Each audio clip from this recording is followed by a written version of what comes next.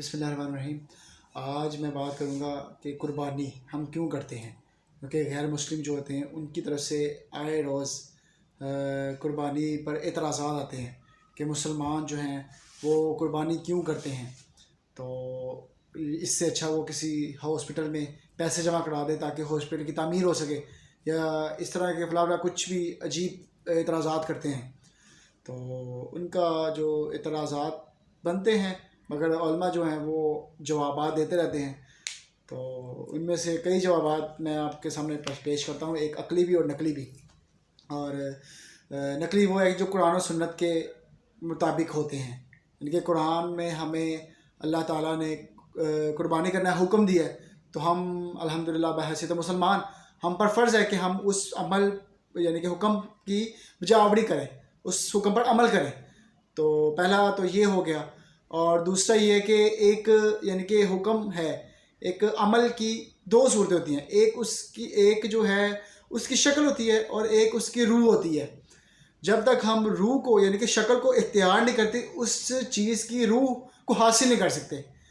آپ کو مثال سے سمجھاتا ہوں کہ جس طرح ہم نماز پڑھتے ہیں، نماز میں ہم یعنی کہ ہاتھ باندھتے ہیں، کھڑے ہوتے ہیں، قیام کرتے ہیں، رکوع سجود کرتے ہیں، یہ اس کی شکل ہے، اور اس کی جو روح ہے وہ ہے یعنی کہ نماز برائی اور بے حیائی سے روکتی ہے، یہ اس کی روح ہے۔ قرآن میں بھی ہے کہ نماز جو ہے وہ جو ہے برائی اور بے حیائی سے روکتی ہے، یہ اس کی روح ہے۔ ایک جو عملی شکل ہے وہ شکل ہے، ہم جب تک عمل یعنی کہ نماز نہیں پڑھیں گے تو ہم اس کی جو ایک روح ہے یعنی کہ نماز برائی اور بے حیائی سے روکتی ہے، یہ اس کی روح ہے نماز کی۔ ہم جب تک عملی نمونہ نہیں اختیار کریں گے تو تب تک ہم اس کی روح کو بھی حاصل نہیں کر سکتے۔ اور جس طرح قربانی ہے، قربانی کرنا یعنی کہ ہم جب بذات خود جاتے ہیں، پیسے دے کر فڑوا جانور خرید کے لاتے ہیں، تو یہ اس کی عملی شکل ہے۔ اور جو اس کی جو ہے اس کی روح جو ہے وہ اللہ کی رضا ہے، یعنی کہ ہم جب تک قربانی کے جانور کے گردن پر چھری نہیں پھیریں گے تب تک ہماری جو اللہ کی رضا ہے وہ جو ہماری جو یعنی کہ اس عمل کی روح ہم حاصل نہیں کر سکتے۔ تو جب ہم قربانی کا جانور لائیں گے، اس کی یعنی کہ سیوا کریں گے اور اس کی جب گردن پر چھری پھیریں گے، اس کا مطلب کیا ہے کہ اللہ تعالیٰ کی رضا کی خاطر اپنی پسندیدہ جو خواہش ہے، پسندیدہ چیز کو اللہ کی راہ میں قربان کرنا، یہ اس کی روح ہو گئی۔ تو اس کی جو عقلی دلائل یعنی کہ عقل کے مطابق جو دلائل ہیں جو ہم غیر مسلم ہم پر جو عائد اعتراضات کرتے ہیں، اس کا جواب یہ دینا چاہتا ہوں میں، اور علماء بھی دیتے ہیں۔ تو پہلا جو یعنی کہ اس کے کافی جو عقلی دلائل موجود ہیں، عقلی جو حکمتیں ہیں وہ موجود ہیں، اور ان میں سے سب سے پہلے یہ ہے کہ جو جانور بیچتے ہیں وہ کون ہوتے ہیں؟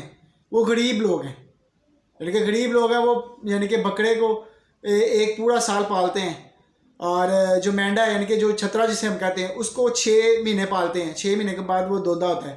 اور جس کو ہم گائیں کہتے ہیں بچہ، وہ 2 دن یعنی کہ 2 سال پالیں گے تو وہ دوندا ہوگا، یعنی کہ جسے ہم کہتے ہیں کہ جس کی قربانی جو قربانی کے قابل ہو جاتے ہیں، وہ 2 سال کا یعنی کہ جو بکرا ہے 1 سال کا، اور جو مینڈا ہے یعنی کہ جسے ہم بیڑ کہتے ہیں، چھترا کہتے ہیں، وہ 6 ماہ میں دوندا ہو جاتا ہے اور قربانی کے قابل ہو جاتا ہے۔ اور جو گائے بھینس اور جو گائے ہے، اور جس طرح بچڑے کہتے ہیں، بچڑا کہتے ہیں، وہ 2 سال کا جب ہو جائے گا تو وہ قربانی کے لائق ہو جائے گا، خواہ وہ دوندا ہو یا نہ ہو، پورا 2 سال کا ہونا یہ شرط ہے۔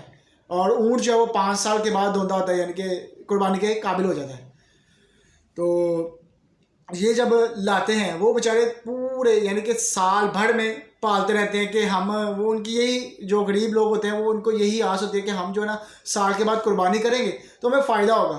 تو یہ پہلا فائدہ ان کا ہو گیا جو بیچتے ہیں، یعنی کہ جو ان کی رکھوالی کرتے ہیں، جو ان کو سارا چارہ وغیرہ ڈالتے ہیں، یہ ان کا پہلا یہ ان کو فائدہ ہوا۔ دوسرا، جو گاؤں سے وہ لاتے ہیں منڈیوں میں لاتے ہیں، وہ جو ٹرانسپورٹ کا کام کرتے ہیں لوگ، ان کا فائدہ ہوا، یہ دوسرا فائدہ ہو گیا۔ یہ بھی غریب ہی ہوتے ہیں جو ٹرانسپورٹ کا کام کرتے ہیں، جو امیر ہوتے ہیں وہ تو نہیں ٹرانسپورٹ کا کام کرتے نا، یہ دوسرا فائدہ غریبوں کا ہوا۔ تیسرا فائدہ جو منڈیوں میں لا کے دلال ہوتے ہیں، جو یعنی کہ جو بیچنے والا ہوتا ہے اور خریدار ہوتا ہے، ان دونوں کے درمیان جو معاملات طے کرواتے ہیں وہ بھی شامل ہوتے ہیں، وہ دلال، تیسرا فائدہ ان کا ہوا۔ اور چوتھا فائدہ منڈیوں سے جو اگر ہم خریدتے جا کے، ہم جو منڈیوں سے اپنے گھر تک لانے کے لیے جو ٹرانسپورٹ یوز کرتے ہیں وہ بھی غریب ہوتے ہیں، ان کا فائدہ. پھر اس کے بعد گھر لا کے ہم جب چارہ لاتے ہیں چارہ والا کا فائدہ. پھر اس کے بعد جب اس کی جو زیب و زینت ہے یعنی کہ قربانی کا جانور لاتے ہیں اس کو ہم سجاتے ہیں، تو جو سجانے والا سامان بیچتے ہیں ان کا فائدہ. پھر اس کے بعد جو ہے قربانی جو ذبح کرتے ہیں کسائی حضرات جو ہوتے ہیں، قصاب ہوتے ہیں، ان کا فائدہ. پھر اس کے بعد جو ہے وہ جو کھالوں کا یعنی کہ کھالوں کا جو کام کرتے ہیں، جو انڈسٹری چلاتے ہیں، چمڑے کی انڈسٹری ہوتی ہے تو وہ کھالوں سے بنتی ہے چمڑا، تو ان کا فائدہ. پھر اس کے بعد غریبوں کا فائدہ، یعنی کہ جو انڈسٹری جو ہے وہ پورا سال بڑی عید کا انتظار کرتی ہے کہ جو اس یعنی کہ پورا سال قربانی ہوتی ہے، یعنی کہ بکرا جو یعنی کہ گوشت وغیرہ بکتا ہے وہ اتنی بڑی مقدار میں جو ہے وہ ان کو جو ہے نا کھالیں اکٹھی نہیں ہوتی، وہ بڑی عید کا انتظار کرتے ہیں. وہ بڑی عید کا جب یعنی کہ ساری کھالیں اکٹھی ہوتی ہیں تو پھر وہ پورا سال وہ جو ہے نا چمڑا بنتا ہے اور اس کی پروڈکٹ بن کے مارکیٹ میں سیل ہونے کے لیے آتی ہیں. دیکھیں کتنا بڑا فائدہ. اور اس کے بعد پھر جب گوشت کٹ جاتا ہے، اس کے گوشت کے ٹکڑے ہو جاتے ہیں تو وہ جو غریبوں کے گھر جاتا ہے. جو غریب پورا سال میں گوشت نہیں کھا سکتا وہ اس قربانی کے دنوں میں گوشت کھاتا ہے. دیکھیں اب اتنے زیادہ فوائد ہیں. تو پھر یہ جو غیر مسلم ہیں وہ مسلمانوں پہ اعتراض کرتے ہیں. ویسے اعتراض بنتا نہیں ہے کیونکہ ہمارے جو مسلمانوں میں الحمدللہ اللہ تعالیٰ نے ایسی ان میں جذبہ رکھا ہے، جذبہ ایمانی رکھا ہے کہ وہ ہاسپٹل میں بھی دیتے ہیں، ایڈس دیتے ہیں، یعنی کہ اس کی امداد دیتے ہیں. تو اس کے بعد کوئی سیلاب آ جائے، اللہ تعالیٰ کی طرف سے جو کوئی سیلاب آئے تو ان کو بھی دیتے ہیں. زلزلہ افراد کو بھی وہ کرتے رہتے ہیں، یعنی کہ دیتے رہتے ہیں. تو کافی جگہ پر مسلمان حضرات جو ہیں وہ کافی جگہ پر اپنا پیسہ لگاتے ہیں. یہ نہیں کہ ہم یعنی کہ بس قربانی پہ جب آئے یا میلاد مصطفیٰ صلی اللہ علیہ وسلم جب 12ویں شریف آئے تو ہم اس پہ اعتراض کرتے ہیں جی ہم آپ اس طرح پیسہ لگا رہے ہیں، کھانے پینے پہ اتنے گلی سجا رہے ہیں، آپ جو ہے وہ اس پہ جو ہے کسی غریب کو دے دیں. تو ہم غریبوں کو دیتے ہیں، ضروری تو نہیں ہم غریبوں کو جب دینے کا ٹائم آتا ہے تو پیچھے ہو جاتے ہیں، غریبوں کو بھی دیتے ہیں. تو اس طرح جو عجیب معاملات وہ غیر مسلم جو ہیں وہ تو قربانی کے موقع پر اعتراض کرتے ہیں. جو دوسرے مکتبہ فکر کے اہل حدیث ہو گئے، دیوبندی حضرات ہیں، وہ جو ہے 12ویں شریف آ جائے تو تب بھی اعتراض کرتے ہیں جی آپ جو بریلوی حضرات جو ہیں وہ یہ کرتے ہیں، ایسا کیوں کرتے ہیں، یہ کرتے ہیں، وہ کرتے ہیں. ابھی کہ ایک چیز غلط ہے یعنی کہ جو عورتیں نکلتی ہیں وہ غلط ہے. اس کو غلط کہنے کی بجائے یہ سارے میلاد کو، سارے یعنی کہ جو ساری جو کھانے پینے کے انتظام کو، سارے گلے سجانے کو انتظام کو بھی غلط کہتے ہیں. ابھی کہ جو ایک غلط ہے اس کی اصلاح کی جا سکتی ہے. آپ پورے نظام کو غلط کہیں یہ بات غلط ہے. اصلاح ضروری ہے، تنقید ضروری نہیں ہے.